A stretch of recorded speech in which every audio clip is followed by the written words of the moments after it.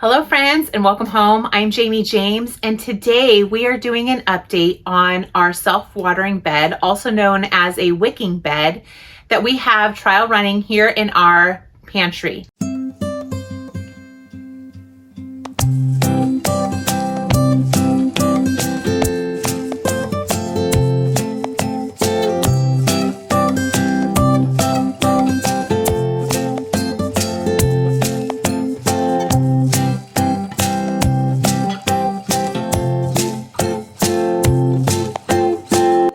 So I am so excited to see what has happened. It has been 2 weeks since we got this up and running, and it is great to see that it is doing exceptionally well.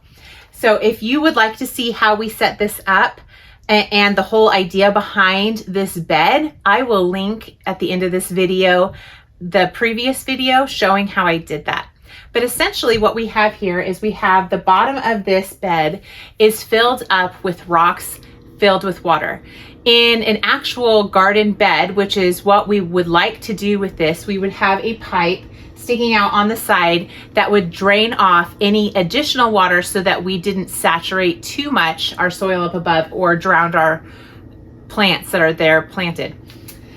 So the water in this, we can see the level, and when we first put it in, I filled it up from the bottom. I did not water from the top, and so the water level has gone down a couple inches.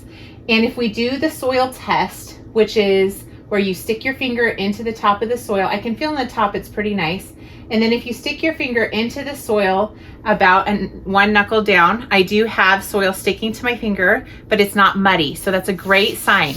You don't want it so dry that it's hard to get your finger in, or so dry that it goes in and nothing comes out. And you don't want it so damp and sticky and gross that it's muddy or just feeling soppy or nasty. But when you stick your finger in, and then as you can see, you have soil sticking to your finger, that's a great sign that it's well watered. I didn't even have to go down 2 inches. I just went down a little ways and I can feel that. So that means that the water is working. If you have been around any homesteading videos or books or people, you will probably have heard about retention ponds. And the great thing that I love about this setup is that you can have a small space and still retain water, its own self-constructed retention pond down here in the bottom of the bed. So I don't have to pull water from anywhere else. When it rains, it will fill this up for me. So really only in the driest seasons will this need to be watered, which is an excellent thing. So I'm going to top it off today because obviously we have no rain here inside, but it has receded down a little bit because it has moistened all of the soil above it. So I will fill that up. If you were doing this in an actual setting with a bed, like an actual garden bed, you would just fill it until it runs out of the bed. I'm gonna go ahead and fill it up. I might need a little bit more.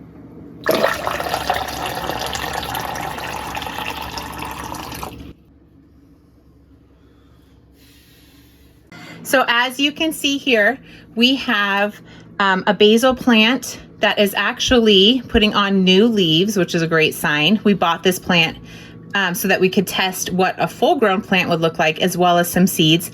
And I also have some little seedlings. These are spinach that are growing here, and another one coming up, which is a great sign. I did not do any top watering when I put in the seeds. I only did the water on the bottom, but it has saturated up well enough. You can kind of see it's a nice moist top there, and it's not too wet at any place. Which is great. So hopefully we'll have some more lettuces and whatnot coming up in here. But as you can see, this is going exceptionally well. If you're unsure why we have decided to do this based on our previous video, I explained that we are a family on a go and we really needed some watering system. Our ground right now is not the best ground, and we are working to amend that for crop gardening, but we also wanted to have a kitchen garden that was closer to the house so that we could harvest vegetables quickly and easily, and something that would really be a little less maintenance. This offers a great option because the water is there and you only have to water once a week, and you're not overwatering or underwatering. It's providing just the right amount of water, pulling up into that soil to keep those plants really healthy and reduce stress on the plants.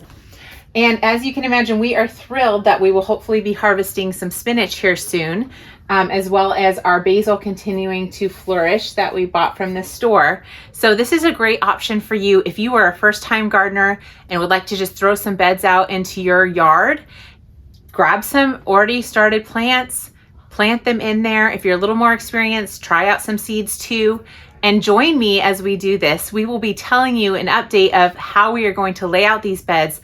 I'm hoping that we will be able to put in lots. If you have any questions, please leave it in the comments below. And we are going to do an update coming up of how we are going to set up our raised beds. So stay tuned for that, and I look forward to talking to you soon.